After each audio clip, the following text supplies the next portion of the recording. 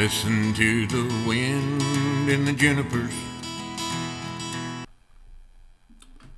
The information age and the internet have revealed the secrets of designing men around the world to the public. The schemes can be seen from all points of view now.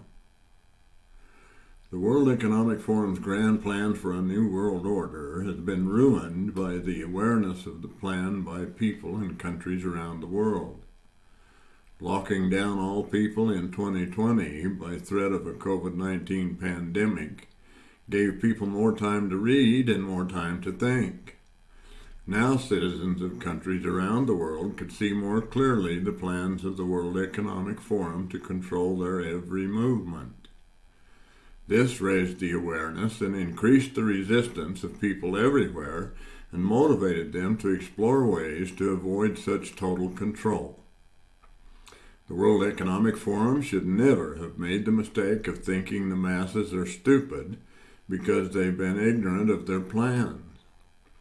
They shot themselves in the foot with the COVID-19 pandemic that they planned in October 2019 and implemented in February 2020. Their plans are deteriorating now, while innovation and resistance continue to increase. Even old cowboys have the eyes to see and the ears to hear what they're up to. The United States weaponized the dollar by placing sanctions on Russia after their attack on Ukraine. Using the dollar as a weapon smacks of government control of all money. Sanctions on Russia showed the public their sinister plans in the same way as did the freezing of bank accounts and the flow of the money of protesting truckers in 2022 by the executive power of the Prime Minister of Canada. Brazil, Russia, India, China, and South Africa, the BRICS, have formed a coalition against the U.S. dollar and world trade, as has been the habit until recently. Now they are trading commodities with each other using their own money instead of the dollar, and it has been suggested and largely accepted by the BRICS and others to make an effort to create a new global currency aside from the dollar while the United Nations continue to cling to it. When the minds of a creative free people go to work on tools to avoid this kind of despotism, their creative juices are put to work individually and outside the observance of those with designs on world control. Fortunately, in the world of cyberspace, a myriad of opportunities arise.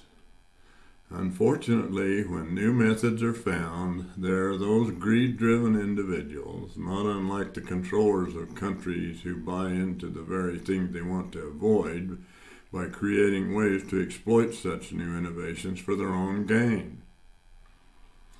When Bitcoin was created as a tool to avoid despotism, the white paper was copied and altered to create thousands of alternative coins of every name that could be imagined, to feed the opportunistic greed of their creators as a way to make them rich. They could also be used to create perceived power and influence, as was demonstrated by the creation of FTT tokens by Sam Bankman-Fried at FTX. Variations of Bitcoin that are centrally controlled by their creators can be identified as securities by the Howey test that is used by the Securities and Exchange Commission to determine if a scheme qualifies as a security or not. Only Bitcoin stands alone, outside of securities regulation, as long as it is not controlled by humans who have the ability to change or control it or its exchange in any way. Bitcoin has been defined by Securities and Exchange Commission and the Internal Revenue Service as property.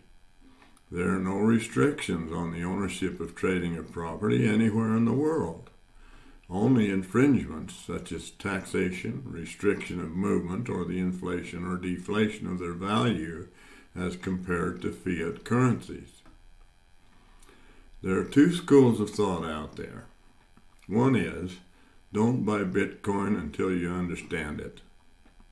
The other is, buy some Bitcoin until you understand it.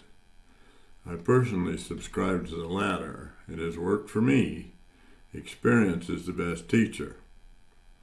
I share this stuff with you not as a financial advisor, which I am not, but as a citizen observer like you are.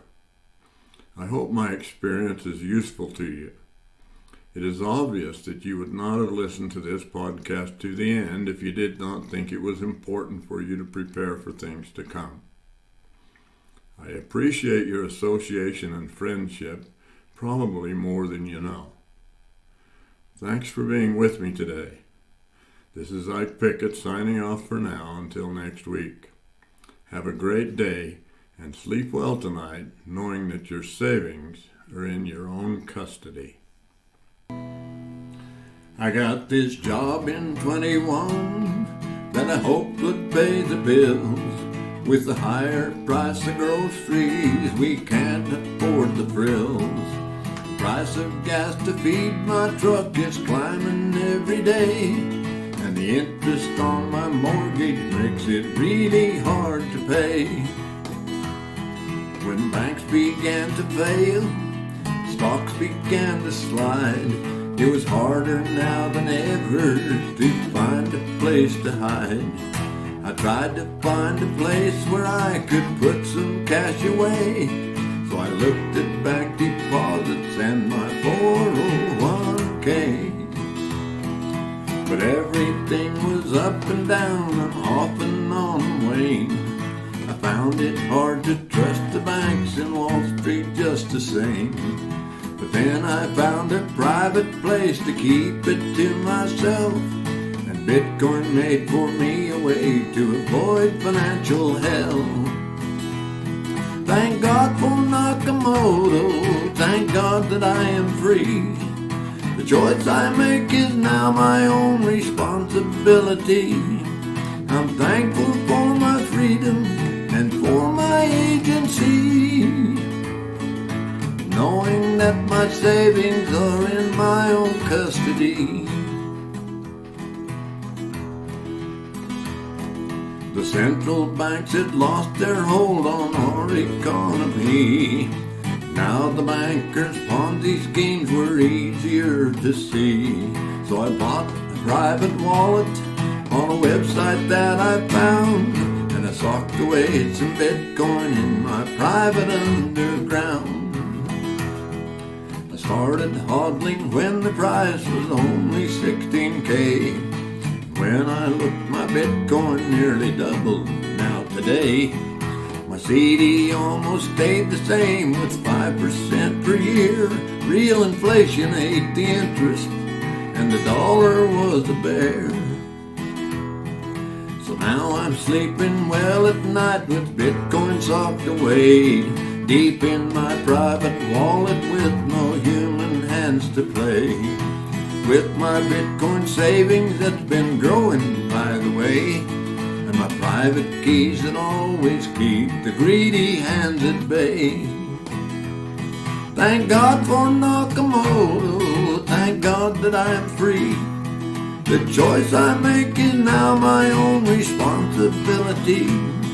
I'm thankful for my freedom and for my agency, knowing that my savings are in my own custody.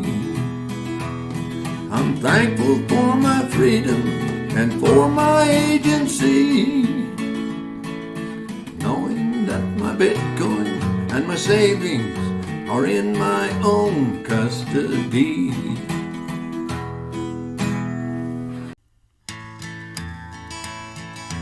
Listen to the wind in the junipers and the tales of the shifting, whispering sands. Wild horses on the run into the setting sun, and the smell of the leather in his hand.